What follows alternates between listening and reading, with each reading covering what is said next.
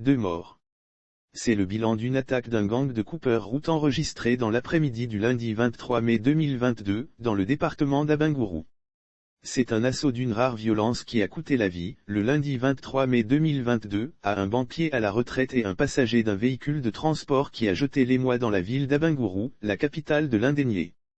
Selon nos sources, ce jour-là, aux environs de 15 heures, un véhicule de transport de type Massa est surpris par des coupeurs de route qui ouvrent le feu sur l'automobile. Précisément, entre la ville d'Abengourou et la localité de Kodjinan située sur la nationale A1, à 8 km au sud de la cité royale. Le véhicule ainsi criblé de balles par des malfrats, contraint le chauffeur à marquer un arrêt. Un des passagers assis du côté de l'apprenti a reçu une balle dans la tête. L'un des usagers assis du côté de l'apprenti a reçu une balle à la tête.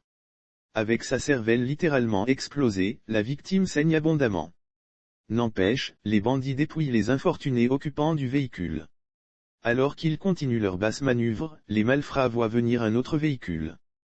Cette fois, c'est une voiture personnelle de type RAV4 conduite par un banquier à la retraite. Il s'agit du nommé Koranji Alain. Originaire de la localité de Kodjinan, ce dernier venant d'Abidjan, avait décidé d'effectuer quelques opérations financières et quelques courses à Abengourou, avant de rentrer au village en fin d'après-midi. Il n'en aura pas le temps. Le banquier, criblé de balles, décède sur le coup. Le véhicule est mitraillé et contraint de s'immobiliser sur le bas-côté de la route. Le banquier, criblé de balles, décède sur le coup. Les malfaiteurs le dépouillent et s'évanouissent finalement dans la nature. Les forces de sécurité alertées, se déportent sur le lieu de l'attaque.